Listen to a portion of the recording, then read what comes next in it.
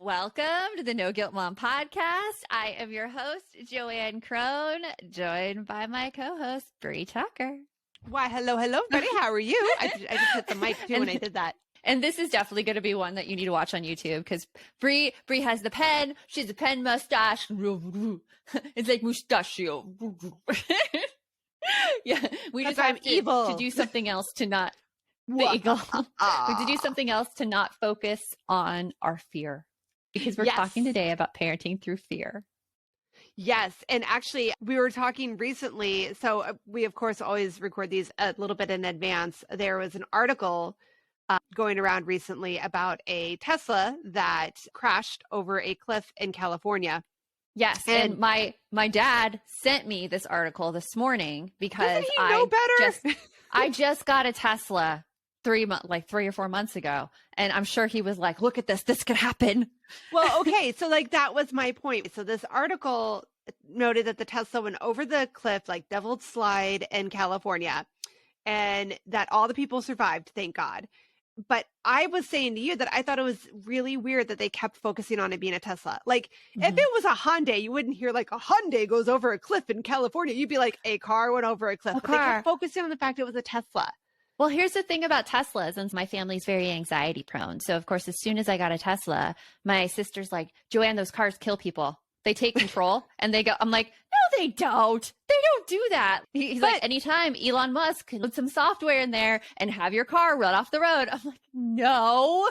Okay, that's going back to the whole like iRobot movie theme and that robots will take over. But no, okay, so that is interesting though, because I was telling you off the mic that I thought that it was weird they were saying Tesla because I felt like they were doing one of two things, they being the media. They were either trying to freak people out, like you just said, that Teslas are going to kill you in self-driving mode. Or, which I totally believe was the angle, knowing media. Yeah. Because all the people survived, they were like, look how safe a Tesla is. They careened 250 feet down into the rocks and everybody still survived.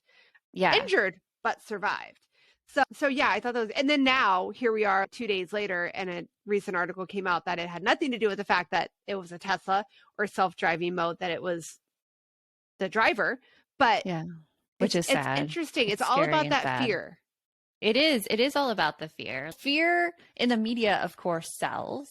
I mean, I was a broadcast journalism major, and all of my professors warned us about this maxim they say in newsrooms, where if it bleeds, it leads, which means if it's bloody, then it's the first story, because that's what attracts everybody to your newscast. And of course, like my professors were, that's horrible. I can't believe they do that. But it was something to be prepared for when you go out into the working world to know this happens. So the fear is a huge part. I think fear is just a huge part of all of our lives. It's one of the reasons, like, I don't watch any news anymore, because they're playing on everybody's fears for ratings, because that's how they get paid. That's how the money comes in. News can just in general be very overwhelming. Like especially as a parent, because you think back, and they talk about this too, about how it feels like everybody is getting kidnapped and hurt these days, and like none of that crap happened when we were kids, but apparently it did. We just didn't know about it because we weren't connected all the time like we are now. So it's scary as a parent, because anywhere you turn in the news, you're going to find an article about something of your worst fear that could happen to your own kids.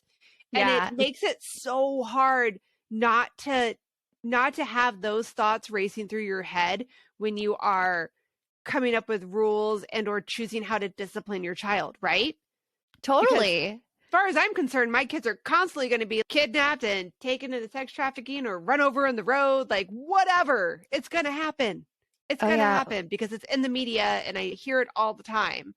It's usually a lot less prevalent, though, than the media makes it seem. Like they take like one situation out of a million. And when you see that one situation, you're like, oh my gosh, this is happening everywhere. When, you know, it is one situation, and it is good to be aware of those things and just be aware of surroundings, of course, if you're out with kids. But to know that it's very, very rare that these things happen, and to also know if your parenting is affected by it. And that's what we are going to talk about today. Hope you enjoy this episode of the No Guilt Mom podcast. Okay, so let's just be honest. Honestly, everybody out there in podcast land, I want you to nod your head, raise your hands. Who has ever had a rule or had a reaction to something your kids did that was fully run by, oh my God, XYZ is going to happen to my kids? Like, Oh my and it gosh. was like a really bad XYZ. Like, my kid's going to get run over. My kid's going to get kidnapped. My kid's going to swallow a magnet and it's going to tie up their intestines and they're going to die. Like, whatever it is, right?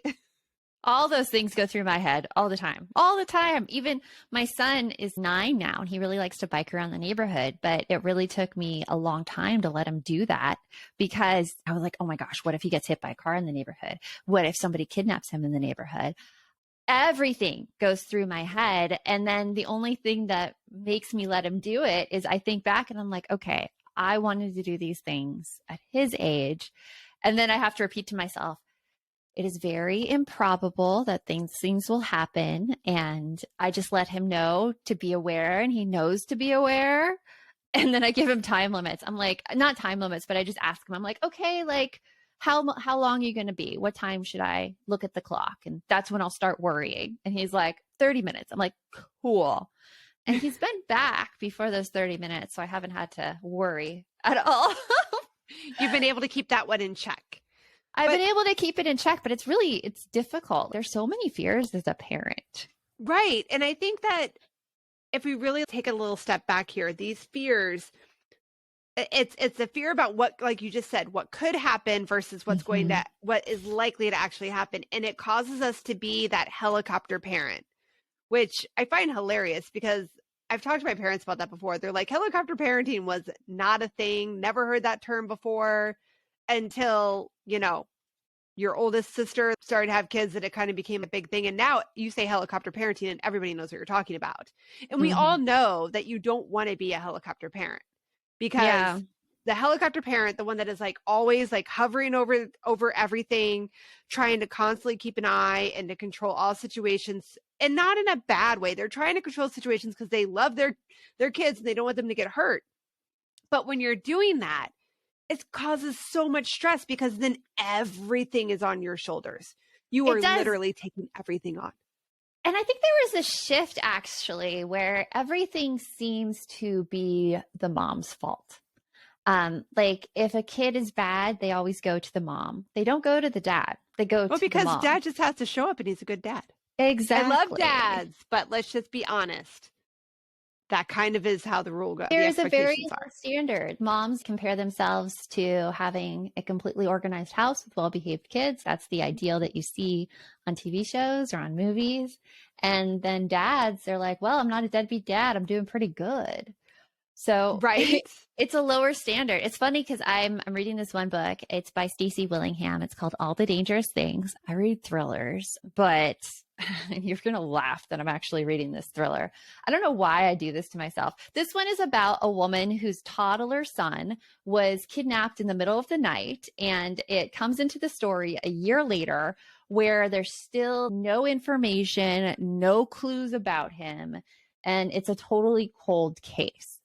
But what's interesting is that she's going around and she's going to these true crime conferences to keep the cold case alive. So she's telling her story, and the way she's getting paid is they're giving her the list of all the attendees because she's trying to hunt down who might have taken him, because for some reason, people who commit the crime are more likely to come to these things and relive it.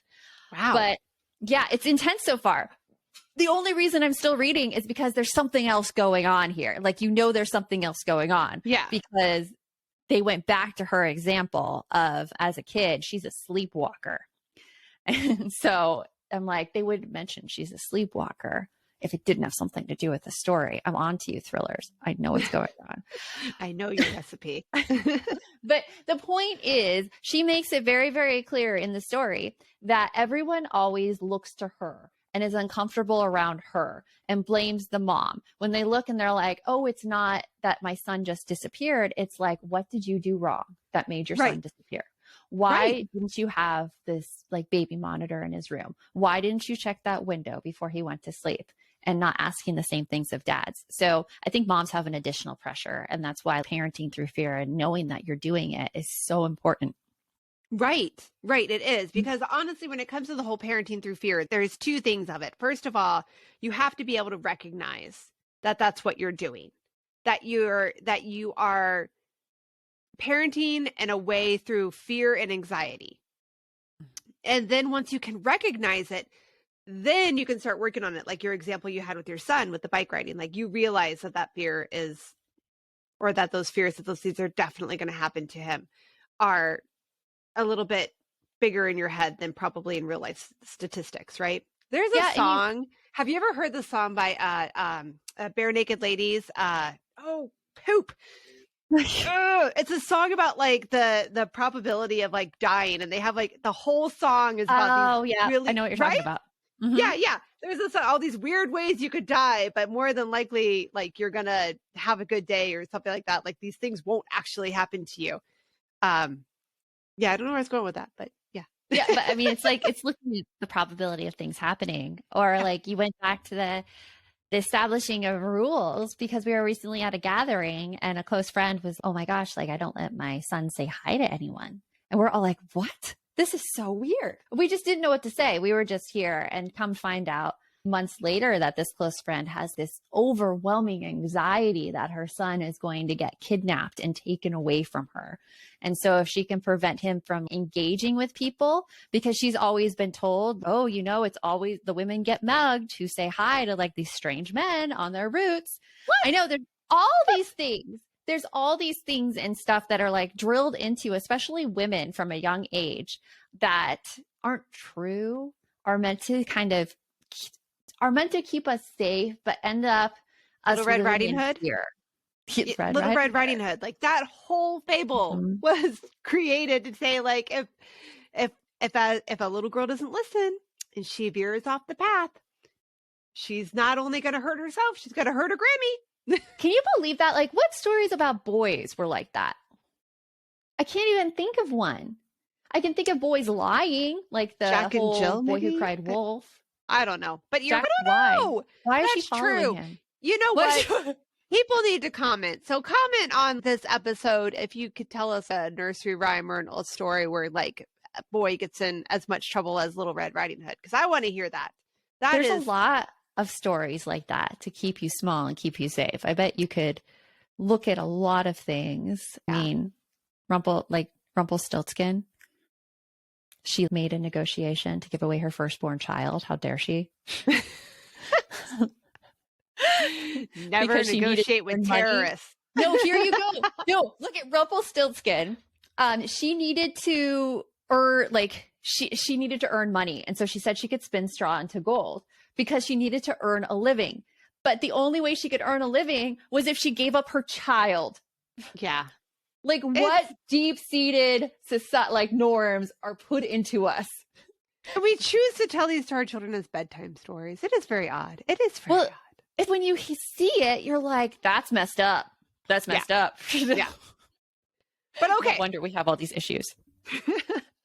But I digress. All right. So really quick, we're going to run over a couple of signs. So in case you're listening to this episode and you're not quite sure if you fall into this category of parenting through fear, parenting through anxiety, or you think you are, but you like to hear that confirmation just to know for sure. I'm one of those people. I pretty much know things, but I'm like, I still want to see if I can check off all these things just to know. Well, it's also a form of connection. If you know that this is a pretty normal thing and it happens to so many people and you are not odd, that is even more reason to like go in the direction to try to change it, because you're like, oh, there's a fix for this. I can go like talk about it. There is a fix. So let's start with our signs. Like, what is the first sign that you might be parenting through fear?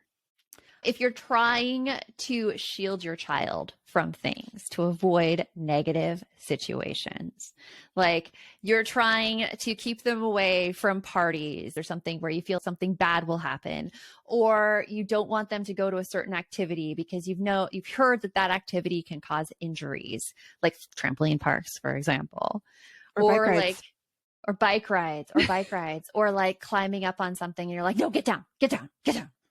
Like Yeah.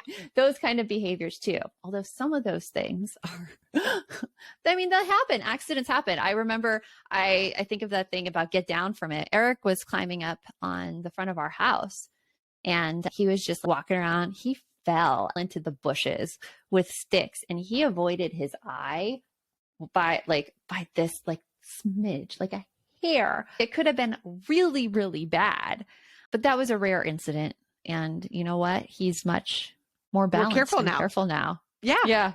Yeah.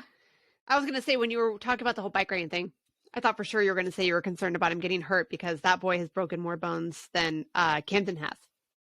He has. But another thing that's interesting is, I don't know if I've told you this, but so I'm pretty klutzy. I run into walls. I injure myself in really bizarre, strange ways, like not normal ways people injure themselves. Joanne, how did that happen? Kind of injure yourself?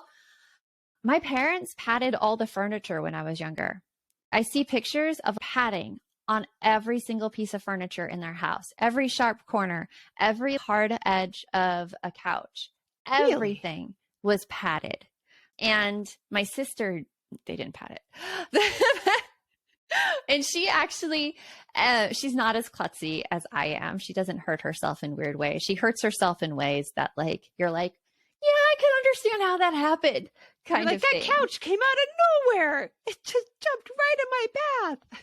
Yeah. I was walking through the living room one time when I was a kid and I stepped on something. I wasn't looking where I was going. And I looked down and it was my mom's hummingbird ornament that had fallen off of the entertainment center. And the hummingbird pierced my toe. It was going in one side and going out the other because I didn't have very good body awareness.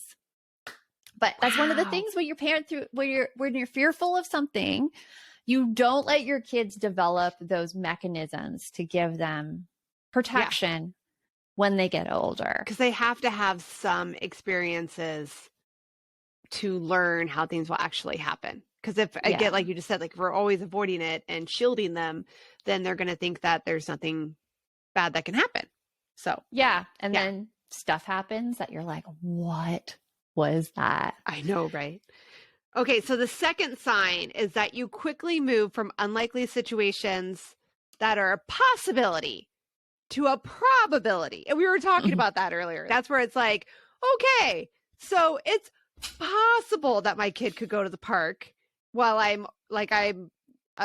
know one thing I used to do. Oh my goodness. Okay, so I used to go to the dog park back when I lived in my old neighborhood. And adjacent to the dog park was a kids park.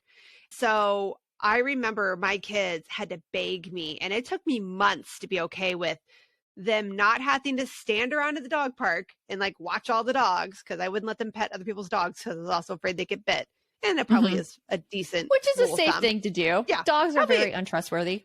Probably a decent. Having one myself. Yeah, but it took me months to let them go play at the playground where I could visibly see them, because I thought it was a probability, not a possibility, but a probability that someone would kidnap them and take them away at the park. Even though they were no more than 100 feet away from me, I could see them the whole time. Yeah, like you go from that situation where you start thinking that what you see in the news is definitely a more than 50% chance it's going to happen to your kids. Mm-hmm. That is where you're kind of in a not so great place there. No, and it gets really scary. And I mean, I have those feelings all the time that I constantly have to work through. Like, you have to tell yourself this isn't logical. This isn't I'm logical. convinced everyone will get into a car accident. When I'm like, oh, my husband's not texting me. Oh, have to check Google Maps. Look at the traffic. It's what I do. Yeah. And then it's exhausting. Like how we all have, and we have trackers on our phone. Like I'm tracked by my family and you're tracked by your family. Oh yeah. Yeah. That was the funniest thing I remember. And you know why I'm tracked by my family? If you remember me telling you why. It all got started when I was newly divorced and I started dating. My mom was convinced somebody was going to kidnap me and I was going to end up like dead in a field somewhere. So she was like, please just put this tracker on please join our Life 360 circle so we know where you are. And I'm like, fine. Fine. Yeah. It just makes my parents feel better. My mom and dad, it just makes them feel better that they know where I am. So I'm like, okay, I'll do it. Right. There are varying degrees, but again, like the point of this is that if it's affecting how you parent, That's where that Mhm. line is being crossed. Yes. So what is the third sign? And we see this one a lot. You don't have your own life outside of your kids' problems. Yeah. Yeah, it's really hard if you feel like your kid's drama is your drama. If their like fight with their BFF becomes all encompassing and affects your life as well, it could be a sign that, you're parenting through fear. Yeah. Yeah. And I think a lot of us struggle with that. We kind of get wrapped up into what happens with our kids Hmm. so much so that like it like you said, like their problems become our problems. Yeah, And which is a that's hard not place good. to be because we have enough problems. We don't need more problems on our plate. Yeah. Yeah. No, no, no. We do not. So, all Yeah. right. So we've established now like some of those things are things that you will likely see or be able to check off as, yeah, I do that. And if you are doing that, you are more than likely parenting from a place of fear and anxiety, which isn't Hmm. healthy. It's not healthy for you because it drives you bonkers. Cause a lot of stress. Yeah, it's emotionally exhausting. But Hmm. for our kids too, doesn't it make them have more anxiety? Because then all of a sudden they're like, oh, well, all these bad things are going to happen to me if I go out and I say hi to strangers. So I shouldn't be doing that. Exactly. And it's just anxiety talking. And it's so important that we're having this discussion about anxiety because I feel like people think it's real.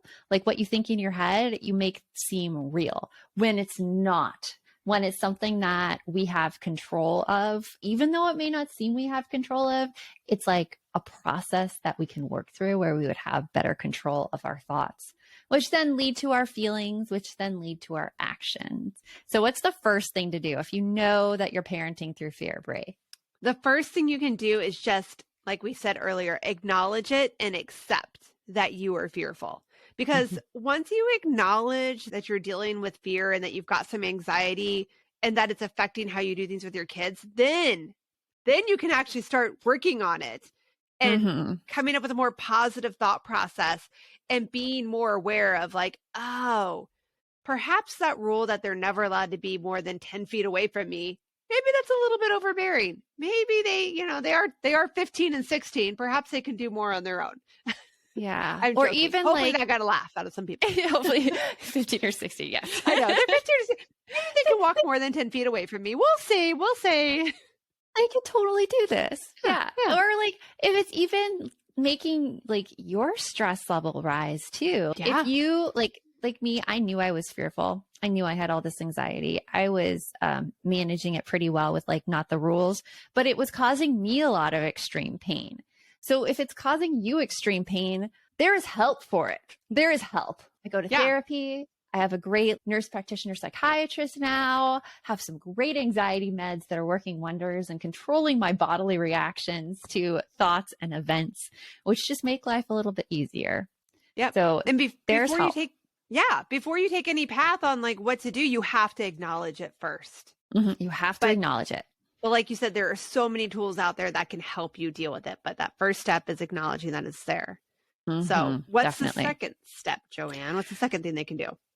So this is about, taking little small steps and exposing yourself to your fears so you can conquer them. This is actually like there's some psychology basis in this and called exposure therapy, where Yes. you just keep introducing yourself to the situation. If your child wants to ride their bike around the block, let them ride their bike around the block. And maybe the first time you could see them.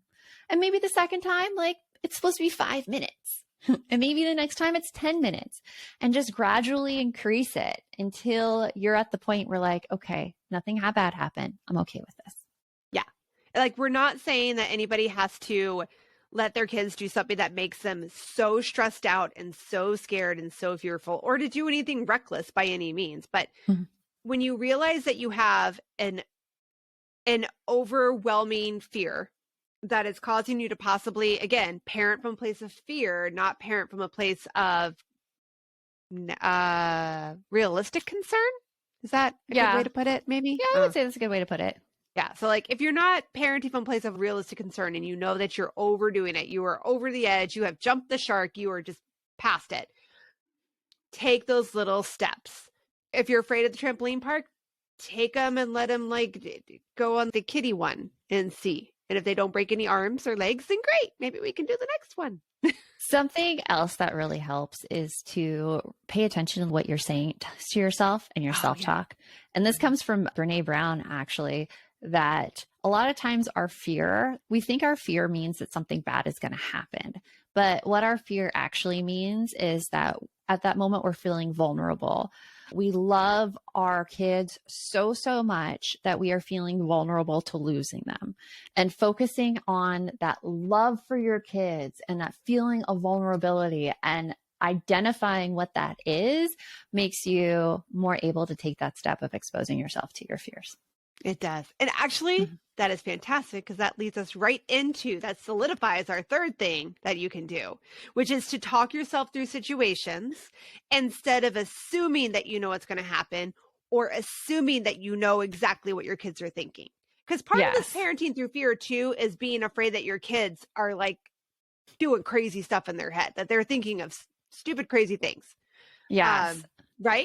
It is. And know, like, you're not alone in this either. We talk to so many women who join us in Balance, who come into Balance having a lot of fears about their kids and a lot of fears that their kids won't end up okay or won't end up responsible. And through like working with us and working with the group, they're able to master a simple method of communication that we teach in Calm and Happy Parenting. And they're also able to figure out that where these fears are coming from, what self-talk they're telling themselves, and just having this more even, calm state because they're looking at the thoughts in their heads and thinking through them. Right? Because I think something that you said, a lot of us, we don't process what our own concerns are. Mm-hmm. Right? Like we assume a lot of times, assuming happens so often in parenting. We assume that we know what everybody else is thinking, not out of a bad way, just out of experience. We're like, listen, I've been on this earth 6 times as long as you have. I don't know, whatever. So I have way more experience than you do. I know what's going to happen next. And sometimes we're right, but sometimes we're wrong. Sometimes we assume we know what our kids are thinking because, we know our kids. But we don't always know our kids. We don't. And sometimes they're thinking through situations much better than we give them credit for. Yeah. Like one of the things we teach first in Calm and Happy Parenting is about drilling down and finding out your kid's point of view. And sometimes I get really scared about a situation, for instance, my son, when he started walking home from the bus, and I'm like, okay, well, tell me what you would do if somebody like approached you. And we talk through it. You're problem solving. He had some ideas there, and some other things were like, okay, well, here's what you should actually do. And here's that. But just talking through it and seeing their reasoning process and giving them those skills for problem solving makes me so much more confident as a parent, like giving up that responsibility to him than it would if I had just been like, nope, I'm there. And it also frees up a lot of my time too, because I don't have to go and pick him up from school. He walks home from the bus.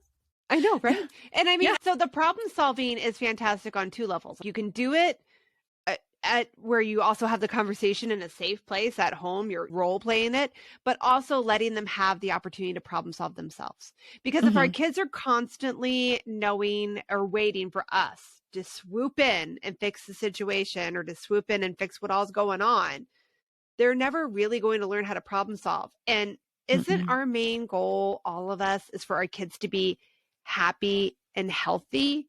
And, for sure. And to be able to do things that they want to be able to do, to have that freedom, to have that self-confidence to do things on their own, which they'll never get if we're always there and fixing it and meddling with it. So takeaway point for this episode, notice if you're fearful and then take these steps to try to at least manage the fear and give more responsibility to your kids. Yes, for sure. So remember, the best mom is a happy mom. Take care of you, and we'll talk to you later. Thanks for stopping by.